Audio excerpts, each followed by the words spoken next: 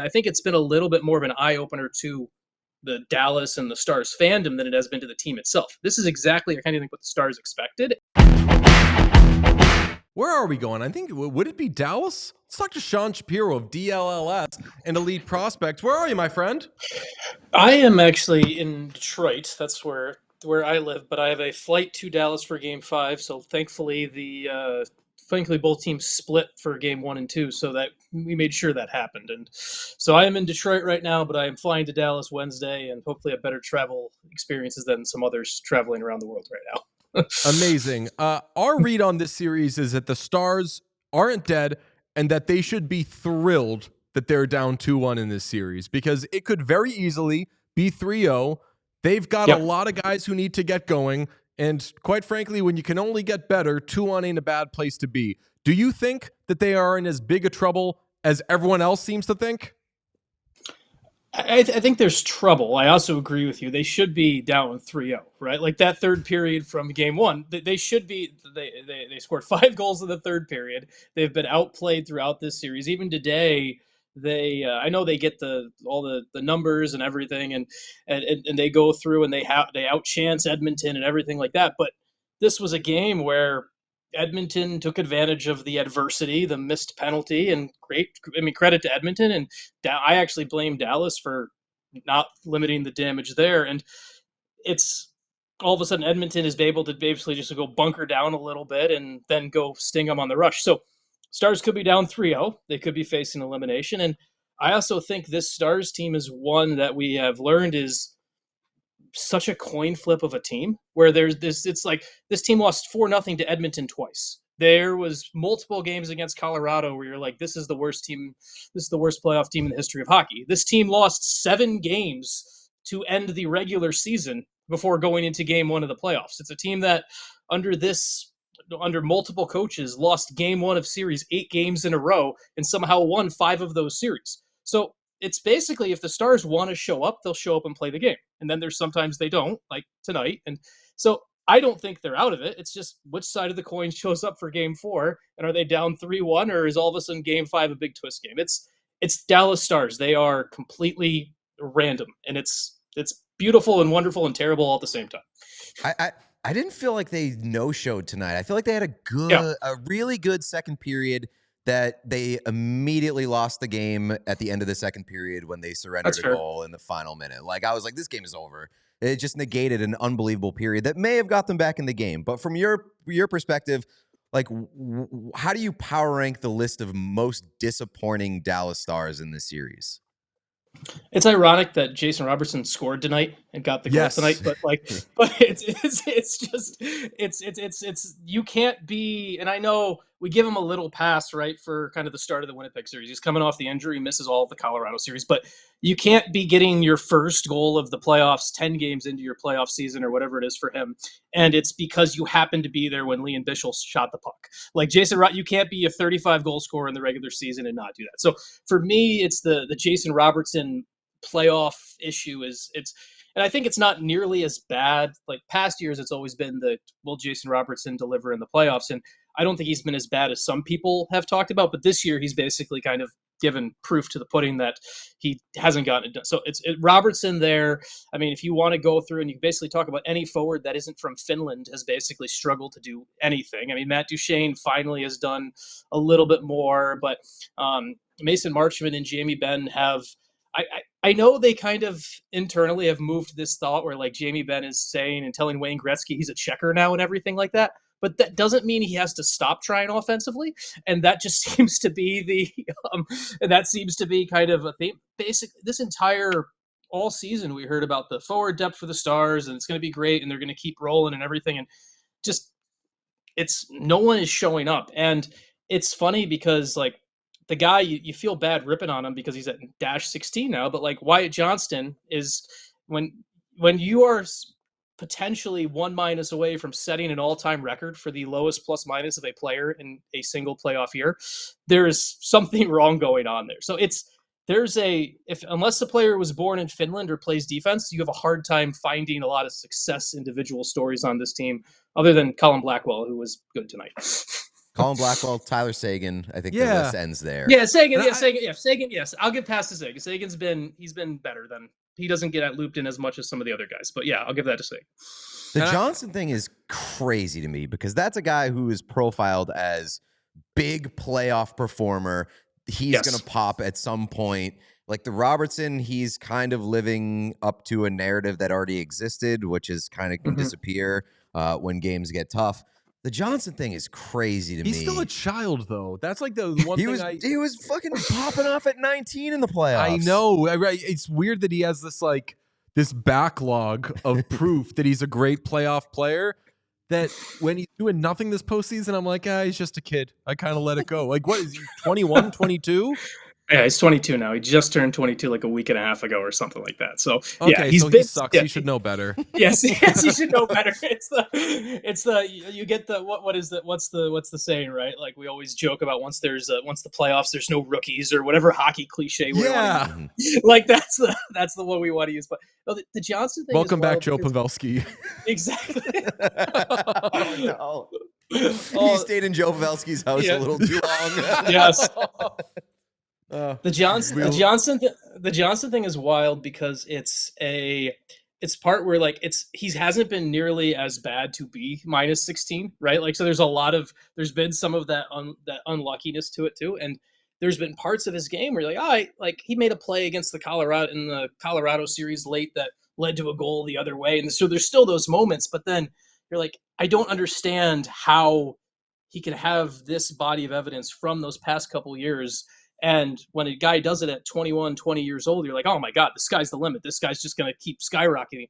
You don't expect kind of a plateau or normal or whatever we want to call this. And it doesn't make sense. And it's hard to figure out for me, at least. So you talked about Jamie Benn saying that he's maybe like more of a checker now, which is tough when Zach Hyman is doing what he's doing this postseason, where he registers. I'm not a hits guy. I think it's an anti-possession stat, but it's not an anti-possession stat when you have 2 goals and an assist and 10 hits. You probably had a really good game. So like, it's tough when somebody else is doing that and then some. I caught a little bit of your post-game show and I saw some super chats mentioning a lack of toughness on the Stars. And I was surprised that could be the topic. But then again, maybe I'm not, because a team has to win, a team has to lose. And usually when a team loses, it's because the goalie's bad and the team is a bunch of cowards. But I have not read there being a massive lack of toughness on the Stars, unless Rope Hintz is faking. And also, like, it's not like the Oilers are the toughest team on the planet. Well, I think a lot of the toughness, the lack of quote unquote response conversation is people were hoping for the Stars to just come out and 5 guys with pitchforks and stab 5 Oilers in the foot to start the game after. Like I think that's kind of what a lot of people were kind of looking for when they were talking about response and toughness and everything like that. So the Stars are a team though where it's been. And it's been to Jamie Benn's detriment through a little bit of the prime of his career when he was still the number 1 scoring threat and all of that. And it's now where he is that guy. A lot of that like team toughness, who's going to stand up for a guy, it falls on Jamie, right or wrong. And it's also a team where if you go through and as I said, hits aren't a huge stat for me because I think, as you said, anti-possession stat. But you go and you look at the Stars teams this year. Like Liam Bichel led the team in hits by like 75 in the regular season. And he played like 35 games, regular season games. So it is a team, and it's a possession-based team. When they're good, they don't typically not have the puck. So they shouldn't have a lot of hits. So it's one of those kind of people looking for a solution. I think a lot of the super chat conversation becomes, well, good Lord, they've lost a game. In the last game, Rope Hintz got completely slashed. We didn't come out with our pitchforks. So it must be the fact that we're not running around hitting people because that's how this team won a Stanley Cup 27 years ago or however long 99 was. Like, so I think that's kind of where it all comes from, because for me, the bigger thing is like, if you're going to respond to the Darnell Nurse slash on Rope Hintz and that, like, I know you didn't get the 5-minute major, boohoo, whatever, score on the power play. right? Just go score on the power play, and all of a sudden it becomes a non-factor. So I get the people need something to be angry about, and that's something I always remind myself. Like when Owen and I are sometimes text before the show to prep, we're like, you got to remember they lost, so people are going to find something's going to become a mountain to tackle, and toughness is the mountain that they need to tackle right now. Go ahead. Oh, you're a goaltending guy. Yep. This is 2 years in a row that the biggest perceived advantage that Dallas had over Edmonton was in net. And now it's looking like 2 years in a row that maybe not. So, like, where do you stand on goaltending at this point? Yeah, I mean, it's unfortunate. It's almost sad to me that Dallas did score a goal because I loved the Skinner scoreline of it's either 100 or 830, whatever. Like I shed a tear when that happened because Same. I really hoped that we would get a little bit of that. That was great. I think it's kind of the interesting Jake Oettinger storyline, and it happened last year. And I don't think Oettinger has been like, there's no way anyone could watch the game tonight and think it's Jake Ottinger's fault they lost, right? There's no way anyone who thinks about it could look at it that way. But one thing the Stars have done over the past couple of years is Jake Oettinger typically has been the most worked goalie, one of the most worked goalies throughout the season. It happened 2 years ago. He ran into a wall usage-wise, and again, that Vegas series in the Western Conference Final didn't play well. Last year, he got outplayed by Stuart Skinner when he's playing a game around game 70, 71, 72, whatever it was between the regular season and the playoffs, and he's starting to get close to that number right now. And Jake Oettinger has been the Stars MVP. Between him and Mikko Rantanen getting there, it's close 1 and 2. And for Jake Oettinger, we talk about narratives that have to be gotten through and everything like that. So he wins his battle against Connor Hellebuck last round. Great. Puts him in a nice spot to talk about Olympic hockey and everything like that. But he's a guy who, when he starts getting to that 70, 73 game workload, he starts to hit that usage wall. And you can't help but wonder, can he be that guy? And that's something that I think Jake Oettinger can be that guy. Like, I think I've seen it, but the past couple of years have shown me once we get to this point of the year and the workload has been loaded up to 73, 74 total games between the regular season and the playoffs, he starts to break down a little bit. And it's now on Jake to effectively prove me wrong on that. But the past 2 playoffs have shown that. And Stuart Skinner is a little bit fresh, lost his net to Calvin Pickard for a bit, isn't playing. And you've got teams where, like Florida wins the Cup last year. I know Bobrovsky plays the entire postseason, but Stolar's played 25, 26 games or whatever it was, right? 2 years ago, Adin Hill wins the Cup, and he comes in and he doesn't even come into the playoffs as a starter and played, I think it was something like 45 games. I think Jake Oettinger is a little bit of that proof to the pudding that maybe this 75, 76 goalie limit really isn't feasible. Like, because everyone thinks, Andrei Vasilevsky won 2 cups as a workhorse. Well, I take nothing away from them winning in the circumstance they did, but they won in a 56-game regular season, and they won in a COVID bubble where there was a long break in between. We haven't had a goalie go and win and play a workman's like load of games. Even the year Bob took Florida to the Cup final against Vegas, Alex Lyon comes in and plays and takes the net from him for a bit. So, like, Jake Oettinger has been a bit of that proof right now is like, well, can a goalie play in today's NHL? Can he do 75, 76 games and still be that guy in round 3?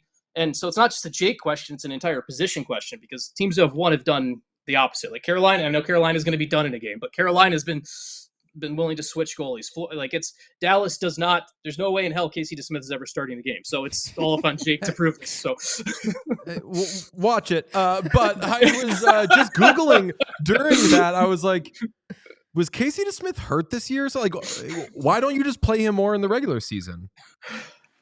That's a wonderful question for Pete DeBoer that I'm sure him and Jim Nill will have I think Jim Nill had that same question about why didn't you play Scott Wedgwood more last year?